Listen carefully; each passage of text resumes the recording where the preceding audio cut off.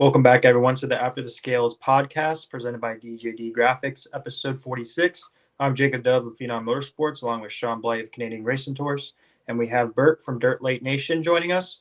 On today's episode, we have driver in the number 75 late model out of Peru, Illinois, Daniel Adam. Daniel, thanks for being on the podcast today. Yeah, of course. Thanks for having me out. So, obviously, we've been kind of recapping the Charlotte World Finals. You were there racing, but obviously, you announced shortly right after some big plans that you got. So, why don't you share with our viewers what you got going on in 2025? Yeah, we're gonna be a full World of Outlaw Rookie of the Year contender next year. So, gonna have our mobilization funding backed Longhorn out there, and hoping for some good results. If not, we'll take the punches and roll with it. Daniel, I wanted to ask with the two different series, and not to put one over the other or anything, because they're both really good. What kind of decisions or thoughts go into choosing one or the other? Because obviously, what works for one team might not work for another team. So, what was your thought process to choose World of Outlaws for next year? Yeah, we're well, our shop's in Cherry, Illinois, which is about an hour and a half south of Chicago. So we're kind of in the middle of Illinois, and most of the tracks are Midwest based or closer to Illinois than our shop here in North Carolina. So it kind of just made sense running with Outlaws because they're mostly Midwest, whereas Lucas Oil likes to travel a lot to the East Coast, and they got a lot more time in Florida. They do 3 weeks there instead of just the two. So we're gonna be gone for about a week, and then we'll have a few weeks off and go back down to Volusia for the last week. So we're gonna have a lot more time off. The Outlaws have less races, and they help you out a little bit more at the track. They don't. It looks like they don't pay as much as that new Lucas series, but they do help you out a ton. And Francis is amazing to work with. Ruben's awesome to work with. All the case guys, they're all of the Dirt Vision people, the case, the World of Outlaw people, they're all amazing. All the drivers are really cool. Spoke with a lot of them, asking them for just tips and stuff like that, and they've been really helpful. So, um, yeah, just the Outlaws were a better fit for us and our team, and especially location wise. Yeah. So basically, now that we know you're running the Outlaws, how does that take an effect on your mental status? Like going in, do you expect to be mid pack, or do you expect how to be like lower, like as in Trish and Chandler and all of them? They're just getting in. Do you expect to be right there, or do you think you have capabilities of being up there with the bigger guys? So going into Volusia, we really won't have any expectations, quote unquote. I mean, we're obviously going to try and do the best we can. Obviously, the goal is to win every time you show up at a racetrack, but we don't necessarily have any expectations. I mean, it'd be nice to be able to get up there or get some top tens early. But obviously, running with the best of the best here, you kind of gotta settle in where you can and make gains and stuff. And our main goal or expectation is at least top 15 in points at the end of the year. We'd really love to be top 10 and especially get that rookie of the year. But just looking at what happened this year, about 12th, 11th would be nice in points. Just getting into it, obviously, we would love to do better. And I would really hope to see us be able to get some good runs in there, some top fives, maybe even some podiums. Just kind of got to see what we got, especially after Volusia. Volusia's going to tell the tale, really. That's the place where you really got to be on your game because there's so many cars. And obviously, all the outlaw races, there's usually about 40, 50 cars. We did a few this year. We weren't terrible. I think I got 16th in Makokata, but definitely haven't been as good as we wanted to be running with them. So we'll see what we can do and kind of just keep our expectations low so that we don't get too high and we don't get too low. So, this past weekend, Shaun and I were at the World Finals. Daniel, going into a big race like that, 4 days straight of nonstop racing, hot laps, practice, heat races, huge car count. Talk about that experience. I know, just being a part of it is really cool, but, racing against that level of competition really, feels you out for next year. So kind of share with us, how you felt about the experience racing this past weekend. Yeah, we learned a lot. We didn't really go there with our A game. We kind of went there just to test and see what we could learn because that was only our third weekend in that car. Because we just had to get one after I rolled one.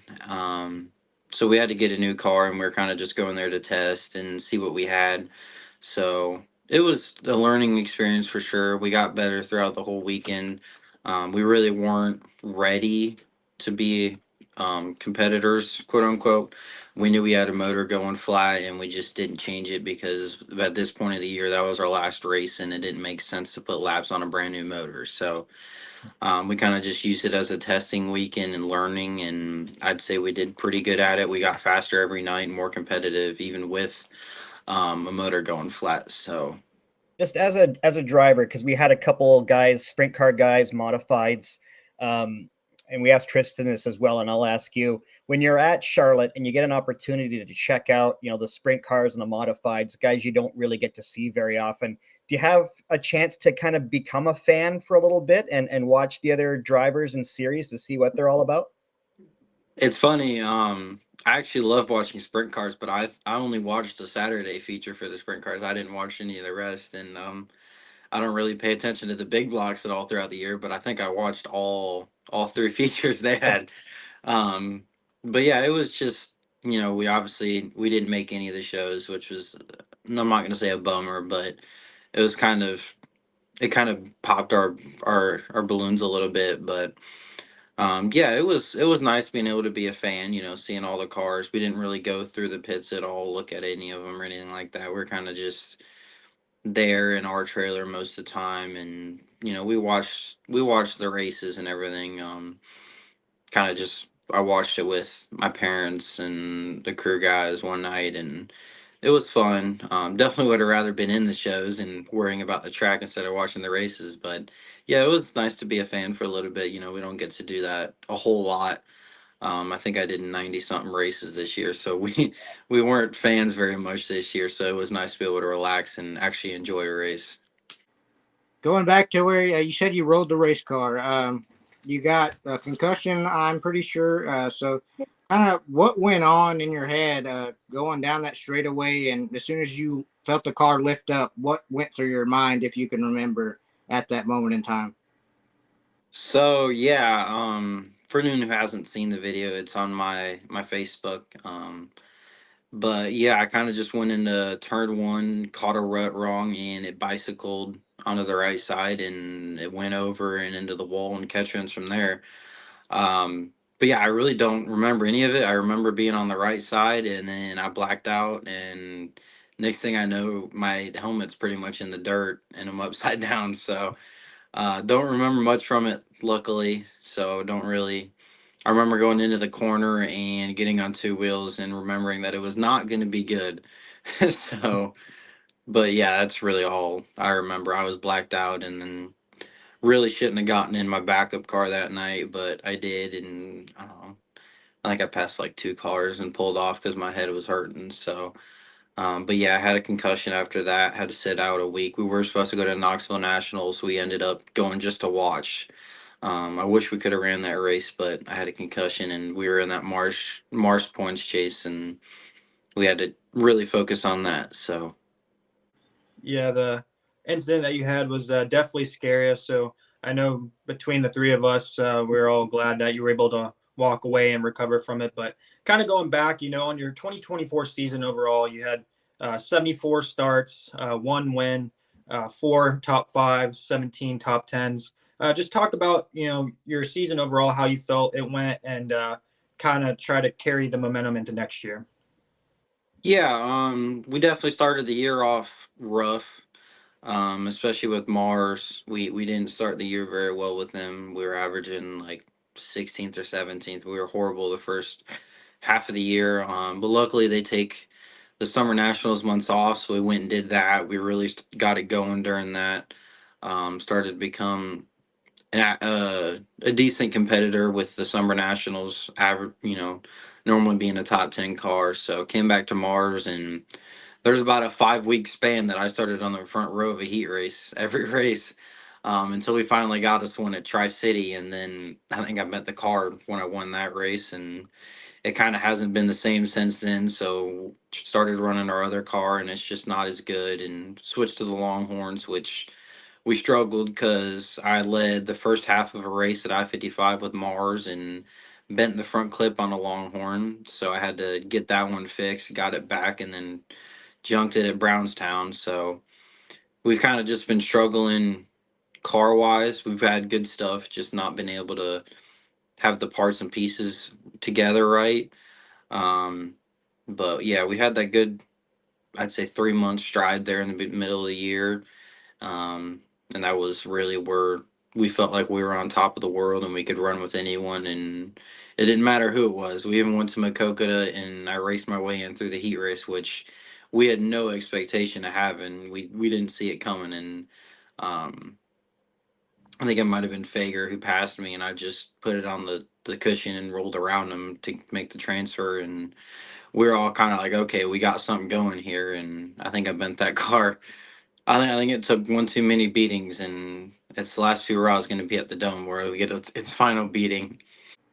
Daniel, for those of us that maybe didn't get to watch your career up to this point, tell us how you got your start in racing, your first race car, and kind of take us through a little bit of how you got to where you are today. Yeah, so I started in these things called legend cars. I know they're pretty popular down here in North Carolina on dirt at least. My first car was a 1991 legend car, with like a 15-year-old motor. It was a really good car, for 5 grand pretty much.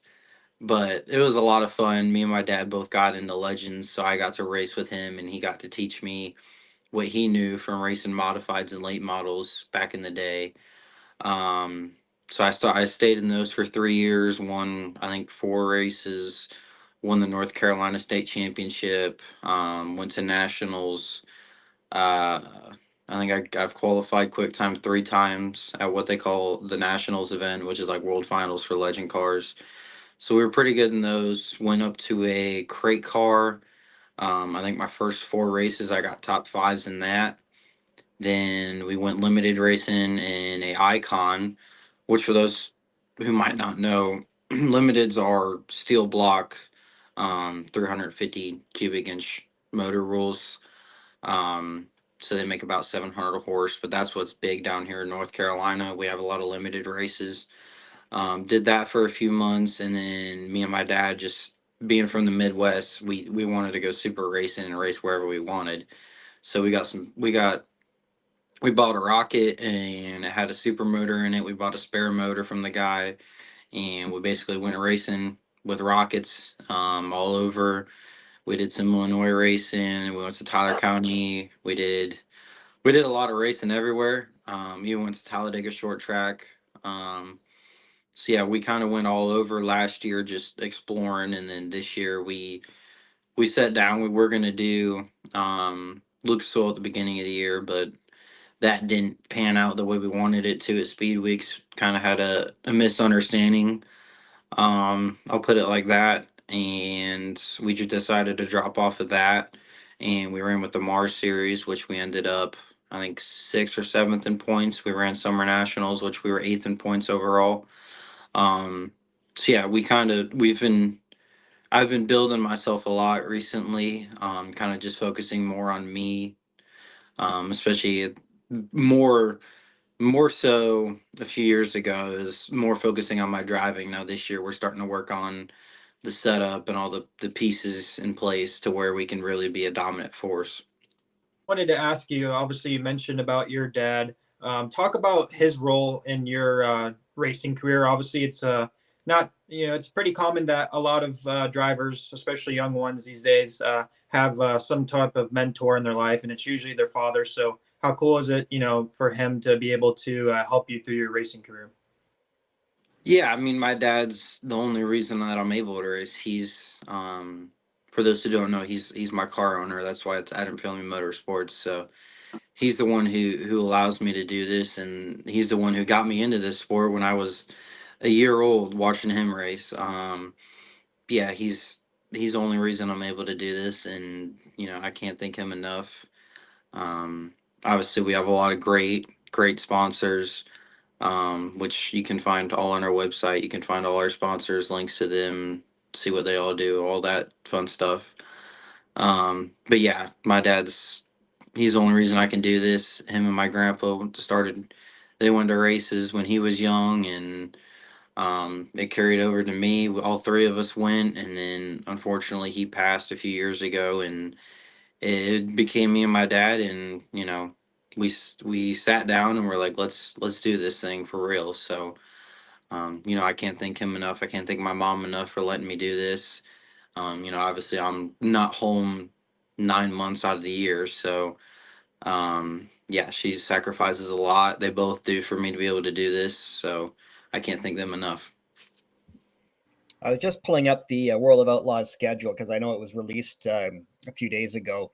Um, I'm sure you've had a good long look at it. Is there anything that you've circled on your calendar, maybe a track you haven't been to before that you're really looking forward to, or just an event in general?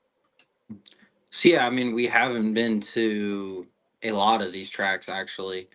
So it's going to be a learning curve at a lot of them. Really looking forward to Farmer City, Fairbury. We ran a lot there this year. I think we did like 15 races at Fairbury or something. Um, Tri City, we go there for 2 days. I won there with Mars, so we're looking forward to that. We go to I-55. I think I led half the races I've ran there this year. So yeah, there's some tracks that I'm really looking forward to that I know I should be pretty good at, and then I'd say 60% of the schedule I've never been to watch or race. So it's going to be a big learning curve for sure. Gonna have to build a lot of notes this year to try and get better. That's for sure. I did the 2-day show at Sharon Speedway last year because that's only 4 hours from my house, and that's about as close as you guys come. So I'll definitely be down there for that. And that place gets can get pretty slick. So just an inside tip there for you. I appreciate it. Well, Daniel, we really appreciate your time being on the podcast. Before we let you go, we always do our DJD Gear Rapid Fire segment where we ask you 10 questions. You just come up with the first answer. And if you're ready, I'll shoot them off to you. Yeah, let's do it. All right. Why the number 75? It was my dad's racing number, and he got it from I forgot the dude's name. I'm sure I'll find it at some point. But yeah, he got it from someone when he was a kid, and I got it from him. What's your favorite thing to do back home in Peru, Illinois? Ugh. Honestly, there's nothing to do unless you like bowling or golfing. So I'll say golfing. Pretty popular answer for small hometowns. Number 3, what song do you have on repeat at the moment? Oh, Back Road by Lacade. Who gave you the nickname Cape Fear Kid?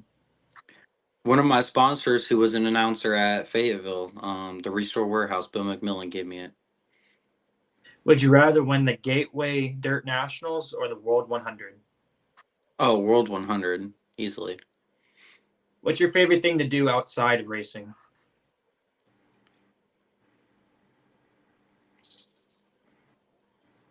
Racing in general? Like, can I say play iRacing? Yeah, outside of your real race car, you can say iRacing. Yeah, iRacing.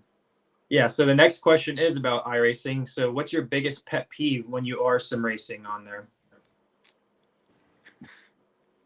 People wrecking other people intentionally and getting me caught in the middle of it. We don't talk about me, okay? And what's your favorite racetrack on iRacing? Chili Bowl. And which state that you travel to do you enjoy racing in the most? Iowa. All right, the last question for you is what makes Peoria Speedway your favorite racetrack? Oof, y'all got old news. Peoria Peoria was my favorite track because it raced the best. Um but I think I changed that to Gateway now. I don't remember. Well, those are some definitely good answers from Daniel. We appreciate you coming on the podcast to break your 2025 plans with all of us. Just, thanks so much for coming on, man. And I know I'll see you at Sharon next year, and I'll be at the Dream. I was there for the first time last year and had a blast. And I know planning on doing the World 100 too. So we'll see if that comes through or not. But looking forward to seeing you next year. Awesome. And I'll be seeing Daniel at in Florida at Volusia. So looking forward to that. And yeah, Daniel, we appreciate it, and we wish you the best of luck coming up in 2025. And a Gateway. Yeah, thanks, guys. I want to thank Daniel again for being on today's episode. We wanted to conclude today's podcast talking about Flow Racing Night in America at Sonoya this weekend. Cherokee is going to be racing as well on Sunday. I know going into the weekend, Bobby Pierce is currently in the points for the final race of the year, as along with RTJ in second and Dalton Wilson in third. So Bert, we got you from Dirt Late Nation. So talk about the late models. What do you expect going into this weekend? So, yeah, I wouldn't expect anything too big. Only thing I'd be watching for is that Ricky Thornton Jr. Thing. He did state, sometimes they say it, sometimes they don't execute, but he did say at Charlotte that if Madden showed up at Sonoya, they would take care of it next week. So I'd be watching for that. I do not expect Thornton to show no mercy, but I mean, this is going to be a good race all around. But I mean, I still think Bobby Pierce has a big potential to win, so I wouldn't count him out. He seems to win anywhere he runs. So, yeah, definitely keep watching that. And then Madden going to be turning around, going to Cherokee afterwards on Saturday and getting there Sunday. So that should be a good one. I do know that it's pretty stacked down there, too. Yeah, so Bobby Pierce is just probably watching this Thornton Madden thing, just probably going like this. Like, I hope something happens, because then he can just drive off with the championship for that series. So, but yeah, I mean, we were at Charlotte. We watched that whole thing go down. We saw the pictures in Victory Lane. So get your popcorn ready, because it could get interesting, and hopefully it does. Yeah, we should be expecting a pretty good racetrack for Sonoya. I know Cherokee can sometimes be a hit or miss, but either way, there's definitely something to tune in for both. And obviously, with it being the last race of the year, that points battle is pretty close between RTJ and Bobby Pierce. So I know RTJ is going to be full sending it, trying to get another title under his belt for this year, especially with the way Bobby Pierce has gone through this year with so many wins, and yet doesn't have a Outlaws title to his name. So he's definitely going to be hungry for that. Yeah, well, when you get suspended for a month, I guess that takes away your title chances, right? I mean, it's amazing that it came down to the last race, despite him missing a month. Like, that's how good that guy's been.